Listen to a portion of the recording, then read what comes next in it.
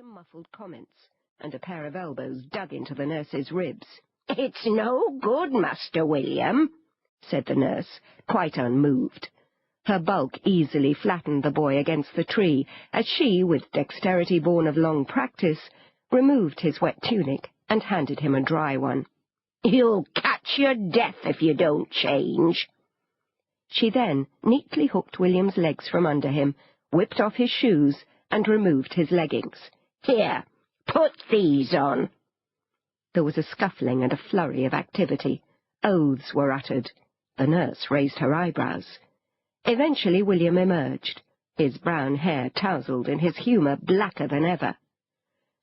"That's not exactly what happened," he retorted, furiously shaking himself free from the nurse's grasp. "Gavin did call for everybody to come and look at me riding Sir Percy's horse, but only to make fun of me. If you want to see what a flea would look like on a dragon," William mockingly imitated his brother, "come and look at Will. And it was not only the knights who laughed," he went on, aiming a kick at the pile of wet clothes. "It was all the servants, too. Anyway, I got my own back. If his nose is bleeding, good." "But how did you get so wet?" repeated Ellie.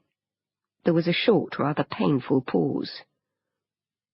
"Gavin threw me in the horse trough." "A very bad boy, that Gavin," observed the nurse, wringing out William's sopping tunic and folding it neatly.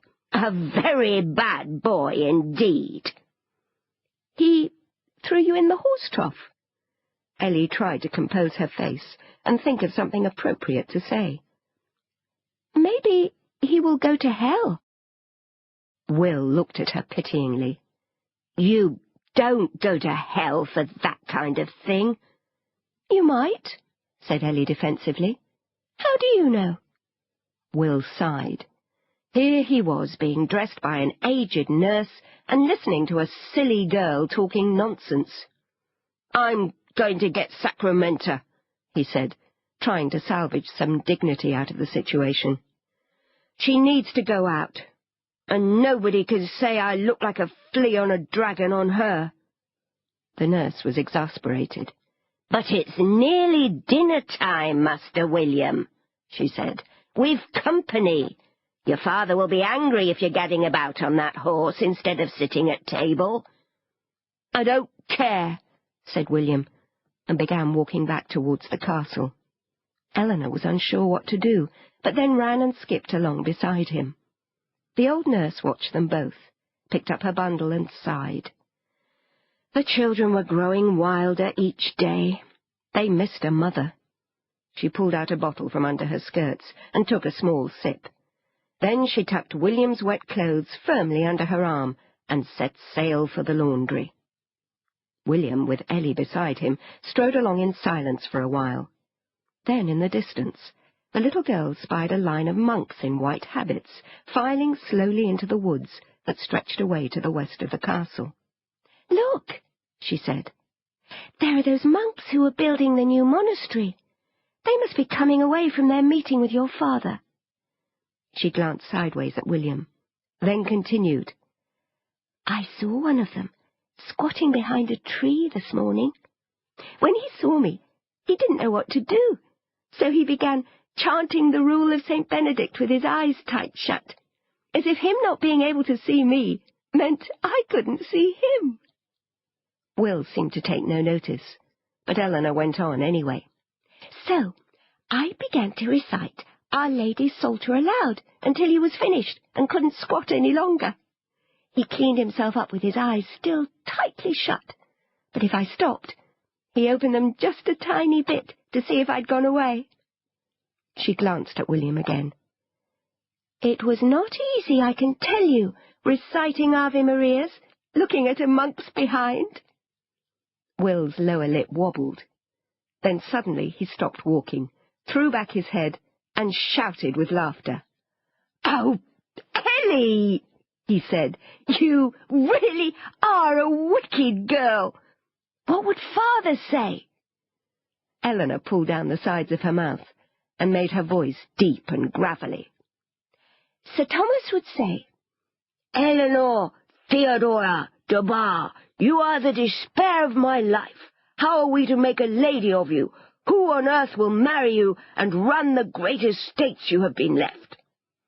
William, his good humour creeping back, took up the challenge.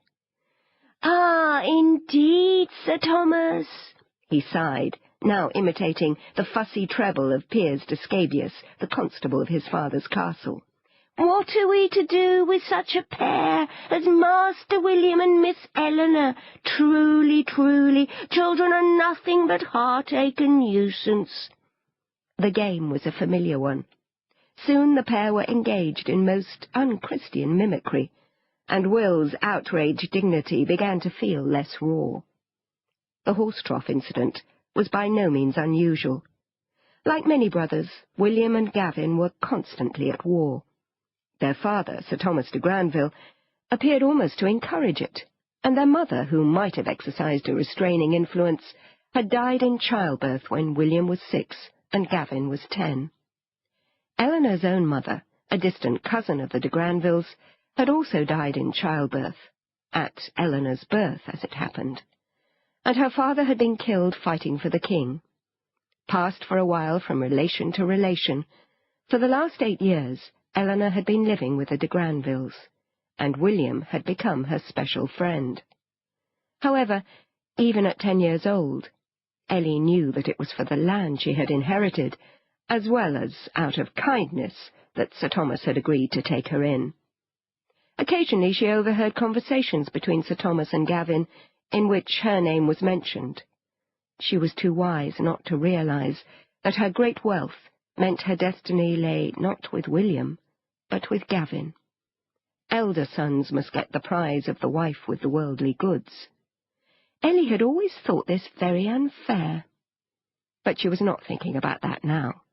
She had a much more pressing concern, and that was to stop William going out on his horse and missing dinner, since that would annoy Sir Thomas and spoil the whole evening.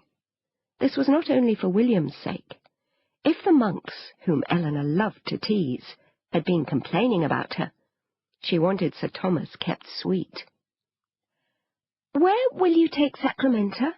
she asked innocently enough, as William became silent once more.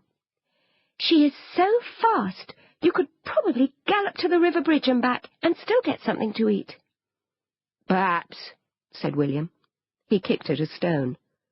"Sacramenta can gallop, I know." He kicked the stone harder, then began what to Ellie was a familiar complaint. "But the thing is, much as I love Sacramenta, I want a bigger horse, a destrier. I did not look like a flea on a dragon on Sir Percy's black stallion, and I could manage him very well. Nor do I look like a pea on Montlouis. Both those horses would be just the thing for me.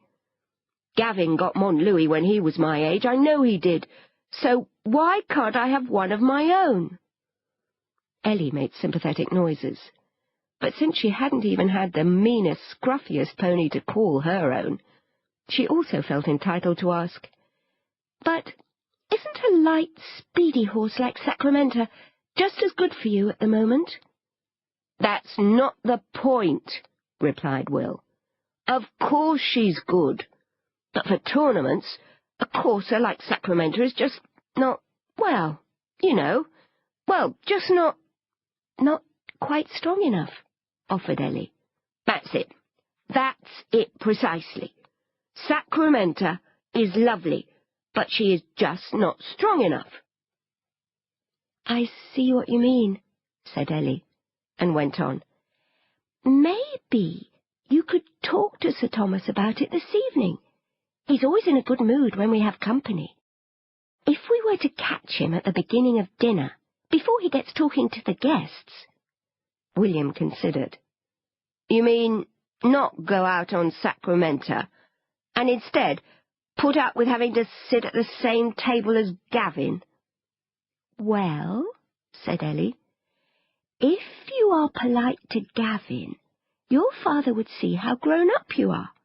And don't forget, you did make Gavin's nose bleed with your fist." William brightened. "So I did. Perhaps that is a good